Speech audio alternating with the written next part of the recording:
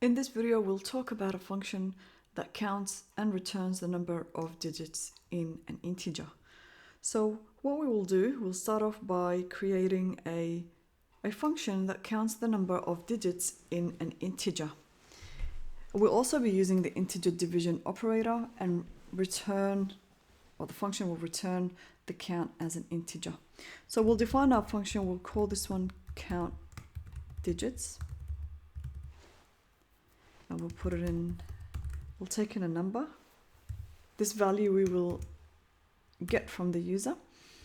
Now what we want to do is count how many digits and put that into a counter called count.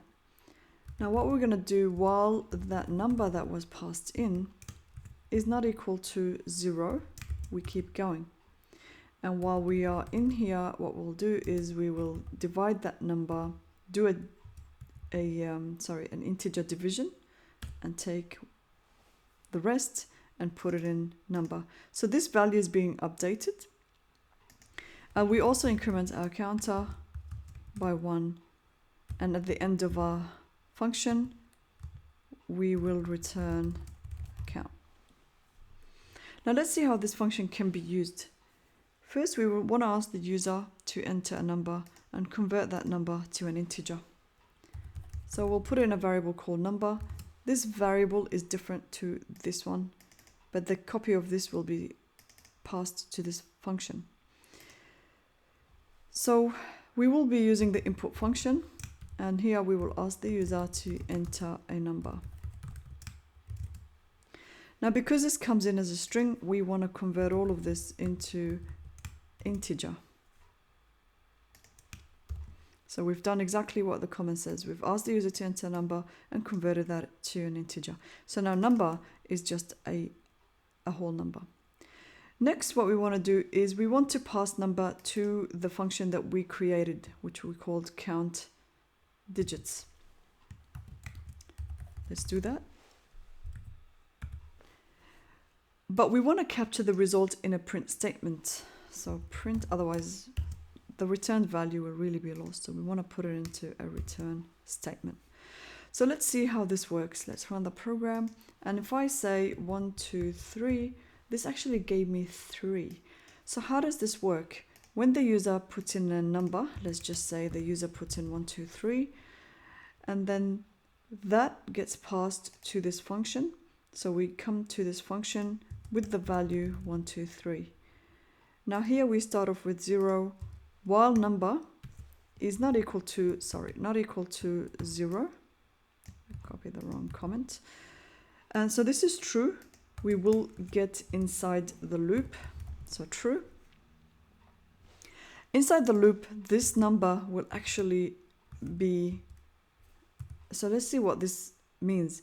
So this really means 1, 2, 3 integer division gives us 1, 2. So let's see, if I put in the shell 1, 2, 3 integer division by 10, it gives me 12. Because 123 divided by 10 is actually 12.3.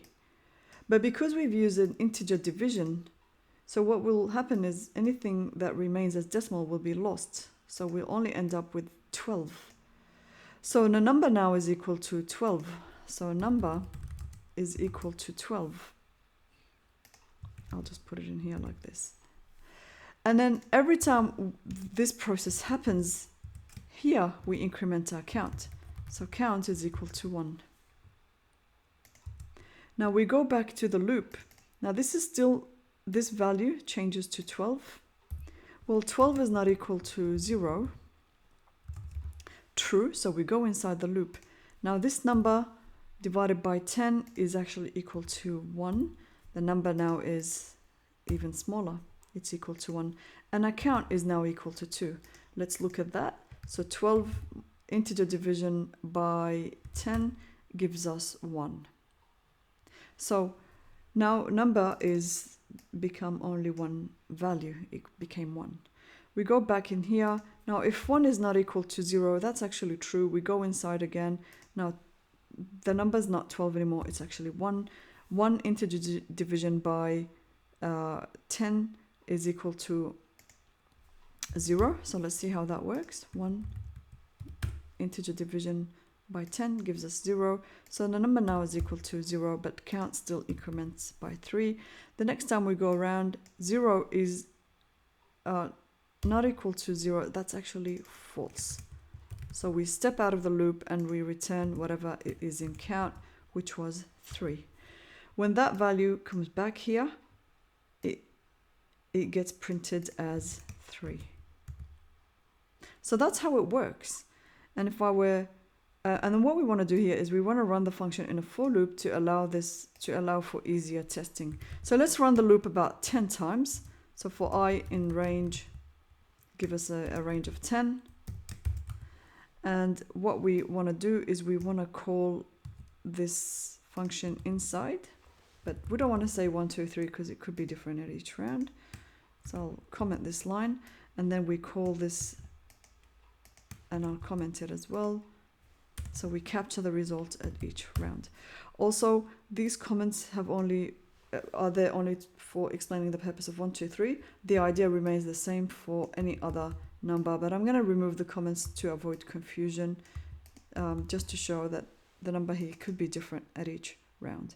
So I'm going to run this in a loop, and I'll try with 1 number, I'll try with 2 numbers, I'll try 3-digit number and 4, and we can see that every time it's given us the correct result. So 1, 2, 3, 4, 5, 1, 2, 3, 4, 5, 6, and so on. It should work. I kind of made a mistake. So this is 7, 8, 9, and 1 more, 10. All right. So I hope this was helpful, and I'll see you in the next one.